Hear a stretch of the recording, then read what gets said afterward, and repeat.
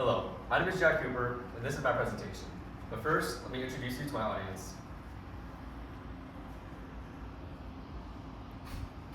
Alright, so how much do we communicate without words?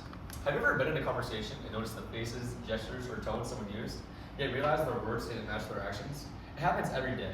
What we say is important, but how we say it, through movement, expression, and tone, often says even more. According to psychologist Kendra Cherry from Very Well Mind, roughly 70 to 80% of all communication is nonverbal. This means that most of what others understand about us doesn't come from our words at all. It comes from our body language, tone, and expression. Today, I'll explain how nonverbal communication works, how to recognize it, and how to interpret its cues, and why mastering them can improve your relationships, confidence, and professionalism. Here we go. Alright, so what is nonverbal communication? Nonverbal communication includes body language, tone, posture, and expression.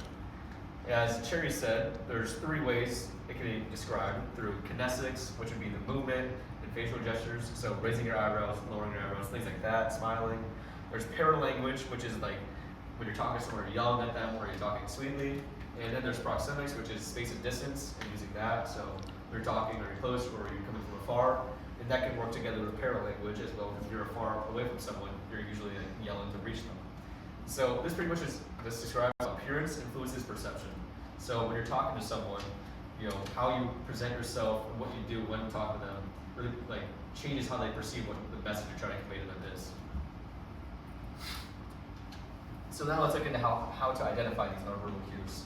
So according to psychologists Wilson and Sutton from PositivePsychology.com, they say to look for a cluster of behaviors, not just a single gesture.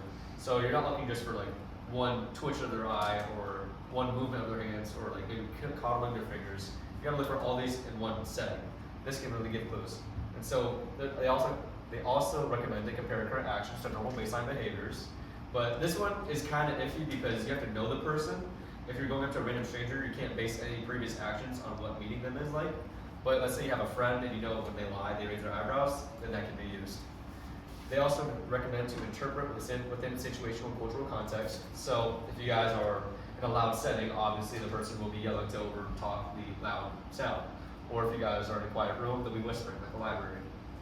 And lastly, they recommend to observe tone, eye contact, and microexpressions. The amount of eye contact someone is giving you could show if they're being aggressive or if they're anxious. And microexpressions, these are what FBI agents use for giving cues to lies. Maybe if someone coddles their fingers when they're lying, that's a microexpression. So it's always good to look out for those.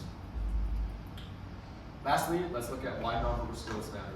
So according to Seal at hope.org or hopeguide.org, aligning words with body language builds trust. So when you are able to correctly match what you say with how you present it, it can build a trust in a work setting, meaning that when you have a business meeting, your nonverbal communication really plays a bigger role inside of what you're trying to say as well. And this is important because it reveals hidden emotions and intentions. You may say one thing, but your body tells another. And that's very crucial to understand about yourself because that helps you guide your message to the audience. It enhances leadership and confidence. Let's say you're trying to be a leader, having confidence would be bolstering your chest, standing upright, being confident in what you're saying, and having a confident posture. And lastly, it just improves professional communication.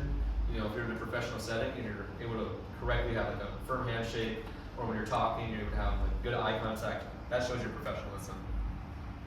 And now, just to summarize it, nonverbal communication conveys meaning. So this means, just as we look through this, when you're talking to someone, you're able to describe your message correctly to the person. So that pretty much just means, hey. Now, that can be described as, hey, in which ways? That's where nonverbal communication plays a role. Hey turns into an angry if you're yelling, or if you're close, it turns into a very I want to say kind. If you're far away, it turns into a nice gesture, and things like that. And just going back on some previous recommendations to recognize these, it recognizes for patterns of deeper understanding. So pretty much that means, as we talked about, when you're talking to someone, you try to understand what the deeper understanding of what their message is. Is it revealing a hidden emotion? Is it trying to tell you a lie? That's the biggest thing to look at. And just mastering these cues to strengthen relationships is the biggest thing as well. If you have a partner and being able to express your love for them comes from nonverbal communication, so that's a big thing as well. And it can strengthen workplace relationships as well, whether it be professionally presenting your message to them. So I recommend you apply these skills to daily to communicate effectively and allow you to be more trusted, more effectively confident in your message that you provide to people, and allow your audience to understand you better. And that is my presentation. Thank you very much.